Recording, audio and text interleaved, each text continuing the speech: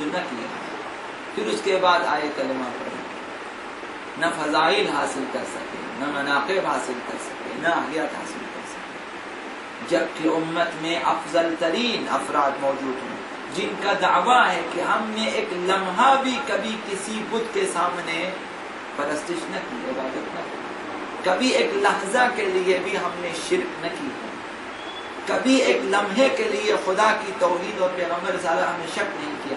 ایسے افراد موجود ہیں تاریخ میں، ایسے افراد موجود ہیں جنہوں نے بارہا و بارہا یہ اعلان کیا کہ جو چاہے پوچھو ہم سے، زمین کی خبریں، آسمان کی خبریں، زمین کے راستے آسمان کی، جو چاہے پوچھو ہم سے۔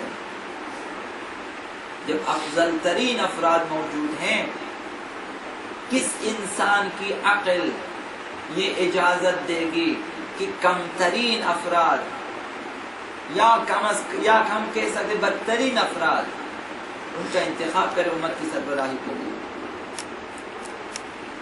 ایک امام جماعت کے لیے ہم بدترین افراد کا یا برے افراد کا انتخاب نہیں کرتے۔ کس کی عقل یہ اجازت دے رہی کہ بدترین افراد کو لے کر آئے امت کی سربراہی کے لیے، امت کی امامت کے لیے؟ تاریخ شاہد ہے کہ ایک بزرگوار شبکہ جہانی ولایت پہ جو ہیں آئے تھے آقا امام رضا کے بارے میں، انہوں نے تقریر کے دوران کہا کہ ہم آقا امام رضا کو پیش کرتے ہیں دنیا کے سامنے اور چیلنج کرتے ہیں کہ پوری دنیا میں کوئی ایسا فرد دکھائے ہمیں جو امام رضا کی طرح کمالات، علم، اخلاقیات، سیرت، سنت وغیرہ وغیرہ، جو شجاعت، زہد، تقوی، تمام فضائل و کمالات میں آقا امام رضا کی طرح کوئی فرد دکھائے کسی بھی مکتب میں، کسی مذہب میں۔ جس طرح قرآن چیلنج کرتا ہے کہ ایک صورت لے کر آؤ، ایک صورت، قرآن کی صورتوں کی ایک صورت بنا کے نہیں لا سکے، ہم بھی ائمہ طاہرین کو پیش کر سکتے ہیں، علی سے لے کر مہدی تک کسی ایک کی شبیہ لے کر آئیں گے جو ان کی طرح علم رکھتے ہیں، ان کی طرح علم رکھتے ہیں، ان کی طرح تقویٰ رکھتے ہیں، ان کی طرح بردباری رکھتے ہیں، ان کی طرح معصوم، ان کی طرح پاک، اور کبھی دشمن طول تاریخ میں حتی قاتلین اہل بیت بھی ان میں عیب نہ ڈھونڈ سکے۔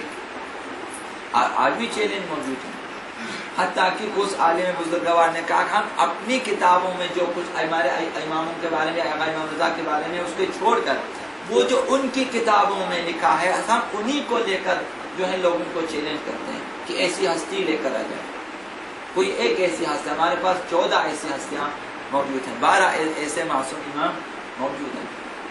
تو جب اس قسم کے افراد موجود ہیں، کس کی عقل اجازت دیتی ہے کہ جو ہیں بدتر افراد، کمتر افراد، کم فضیلت والے افراد جو ہے امت کی سربراہی کے لیے منتخب ہو جائیں؟ تاریخ شاہد ہے اس بات کی۔ جب ہم کسی کو امام بنانا چاہتے ہیں، ظاہر ہے کہ وہ ڈرپوک ہونا چاہیے یا بہادر؟ بچہ بھی یہی کہے گا جس کے بعد تھوڑی سی عقل ہے کہ بہادر ہونا چاہیے۔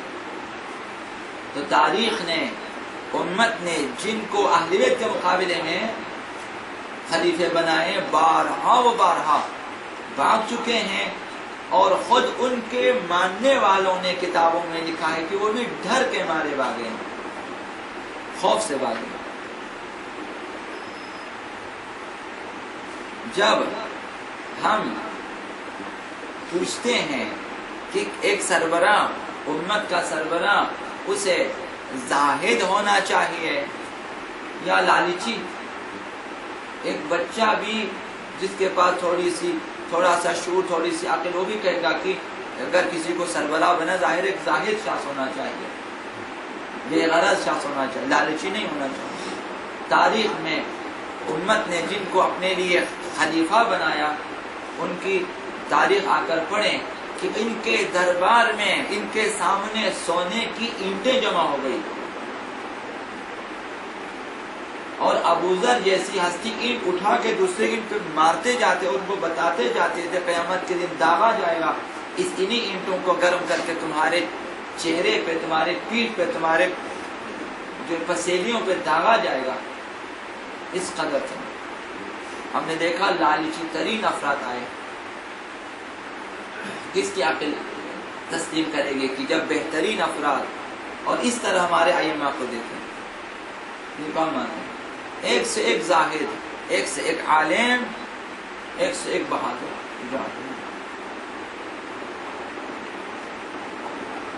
تو وہ کمالات جو ایک امت کی رہبری کے لیے چاہیے وہ ان ائمہ اثنا عشر میں موجود ہیں. 12 ائمہ میں کتب تواریخ اور اسلامی روایات کے ماخذ کے مطالعے سے یہ حقیقت واضح ہو جاتی ہے کہ آقا امیر المومنین علیہ السلام اپنے علم، تقوی اور راست بازی کی بدولت آن حضرت کے تمام صحابہ میں منفرد تھے. دوست و دشمن اس کے قائل ہیں.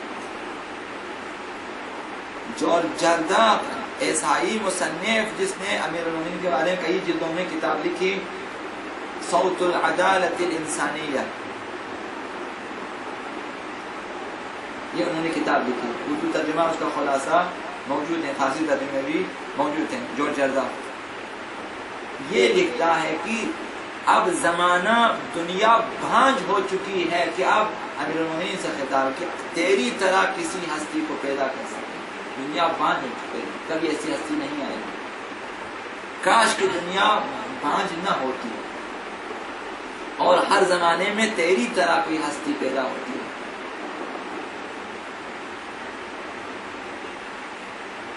ایسی ہستیاں موجود ہیں آج بھی. یہ کل کی بات ہے، جو جردہ کوئی زیادہ عرصہ نہیں گزرا تو آج بھی وہ افسوس کرتا ہے کاش کہ ایسی ہستی ہر زمانے پیدا ہوتی، ہر وقت پیدا ہوتی. تو لہذا ہم امیر اہل بیت کے دشمن بھی اپنی کتابوں میں، اپنی روایات میں لکھ چکے ہیں کہ اقضاکم علی، تم میں سب سے بہترین فیصلہ کرنے والے، اعلمکم علی، سب سے بہتر علم رکھنے والے علی. جب سب سے بہتر ہیں تو کیوں انتخاب نہ کریں؟ تو بدترین کے پیچھے کس لیے جائیں؟ لہذا کوئی بھی تاریخ میں امیر المؤمنین کے دور میں علی امیر المؤمنین کا ہم پلہ نہ تھا. امام حسن کے دور میں کوئی ان کا ہم پلہ نہ تھا، اور آقا امام حسین کے دور میں کوئی نہ تھا، اور آج آقا امام زمان کے دور میں کوئی ان کا ہم پلہ، ہم وزن، ہم سان نہیں ہے.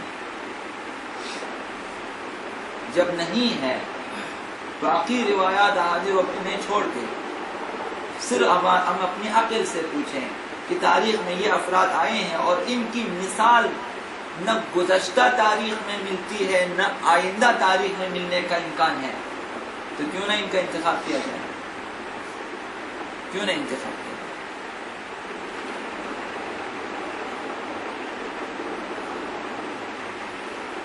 کبھی اصحاب پہ بات ہوگی انشاءاللہ کہ جن کا انتخاب کیا وہ کیسے لوگ تھے. لہذا ہمارا دعویٰ یہ ہے، ہمارا ایمان یہ ہے کہ پیغمبر اسلام کے بعد امت کے جو ہے ہمیشہ ہر زمانے میں ایک معصوم جانشین پیغمبر، خلیفہ خدا، خلیفہ رسول موجود ہونا چاہیے، اور انہیں حق حاصل ہے کہ امت کی سربراہی کریں، امت کے اوپر حکومت کریں، امت کے تمام انتظام ان کے ہاتھ میں ہونا چاہیے. دین و دنیا کے تمام امور ان کے ہاتھ میں ہونا، اور انہی کی اطاعت واجب ہے، انہی کی پیروی واجب ہے. کسی اور کو حق خلافت، حق امامت، حق حکومت حاصل نہیں ہے. امام کے کچھ فرائض ہوتے ہیں، اس سلسلے میں فرائض منصبی اور اوصاف. اسلام نے ایک رہبر ربانی کے لیے، الہی رہبر و ہادی کے لیے ضروری قرار دیا ہے کہ وہ بے حد عالی اوصاف کے حامل ہوں. اسے علم و دانش اور ایثار و اخلاق کے معاملے میں دوسرے تمام لوگوں سے بلند سطح پر ہونا چاہیے، تاکہ کوئی بھی ایسا نہ ہو جو کہیں کہ یہ ہم سے کمتر ہے. ہر عقل مند انسان کی عقل کا فیصلہ یہ ہے، جب افضل موجود ہے تو مفضول کی اطاعت غلط ہے. ہر عقل مند انسان کی عقل کا یہ فیصلہ ہے. جب افضل موجود ہے تو مفضول کی اطاعت ٹھیک نہیں ہے. اس میں کسی مذہب کی کسی کو ضرورت نہیں ہے. کسی عقل مند انسان سے پوچھیں.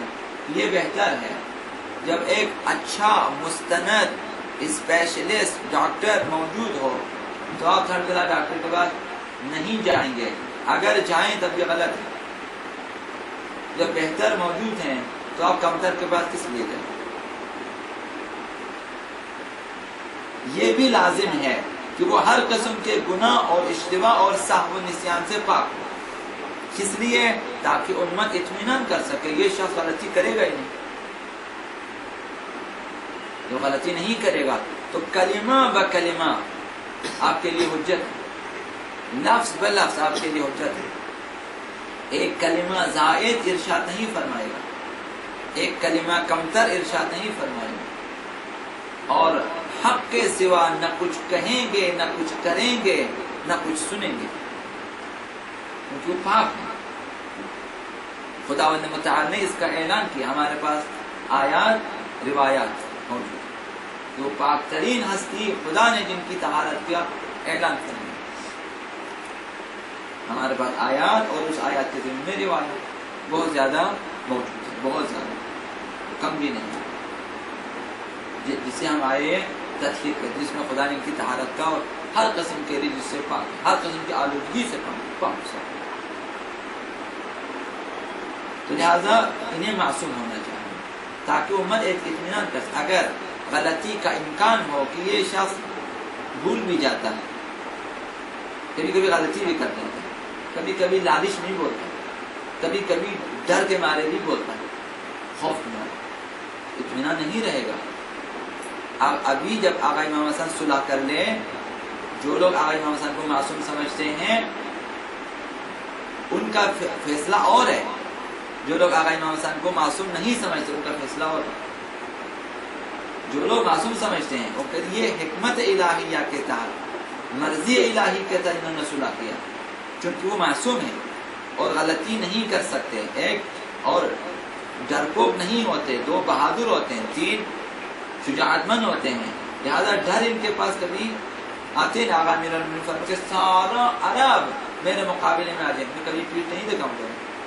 ڈر نامی کوئی چیز ہوتی ہے، خوف، مضموم خوف ان کے پاس نہیں. اسی طرح آقا امام حسن. تو ہمارا فیصلہ یہ ہوگا کہ آقا امام حسن نے امت کے حق میں بہتر فیصلہ کیا. اور جو لوگ آقا امام حسن کو معصوم نہیں سمجھتے، مثال ان کے نظریے کے مطابق غلطی ہو سکتی، وہ یہی سمجھے گا شاید معاویہ سے ڈر گئے، ڈر کے صلح کی. تو دیکھیں پھر ہم اپنی عقل کے سامنے ان دو چیزوں کو سامنے رکھیں. کون سا بہتر ہے؟ یہ بہتر ہے کہ یہ معصوم ہے، غلطی نہیں کرے گا، نہ کسی سے ڈرے گا، صرف مصلحت الہی کے تحت فیصلہ کیا، یہ اچھا ہے، یا ڈر کے مارے، خوف کے مارے اس نے فیصلہ کیا. جب امت کا سربراہ سہو و نسیان کا مالک ہو، بھول چوک کا مالک ہو اور ڈر اور خوف کا مالک ہو، تو پھر اس سے کیا توقع کریں گے؟ کیسے اس سے آپ دل بستگی کریں، کیسے ان کے اوپر اطمینان کریں گے؟ تو لہذا واجب ہے خدا کے اوپر کہ وہ ایسی ہستی کا انتخاب کریں کہ جو بہادر ہو، شجاعت مند ہو، عالم ہو اور معصوم، تاکہ امت جو ہیں 100% اطمینان کے ساتھ ان کے پیچھے چلے. کیونکہ وہ لوگ آئیڈیز ہیں، الگو ہیں، نمونے عمل ہیں. ورنہ ہمیشہ شک رہے گا کہ شاید اس نے غلطی کی، شاید بھول چکے ہیں، شاید ڈر گئے ہیں، شاید لالچ میں آ گئے ہیں. امت کو اطمینان نہیں رہے.